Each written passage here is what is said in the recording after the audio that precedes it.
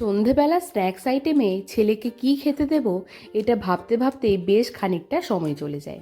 তাই আজকে একটু অন্যরকম কিছু ট্রাই করলাম। প্রথমেই ময়দা আটাতে অল্প একটু তেল আর নুন দিয়ে ভালো করে একটা ডো বানিয়ে নিয়েছি।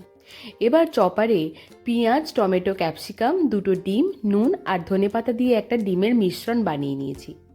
তারপর অন্যদিকে একটা ছোট লেচি কেটে নিয়ে ভালো করে একটা বড় রুটি বানিয়ে নিয়েছি।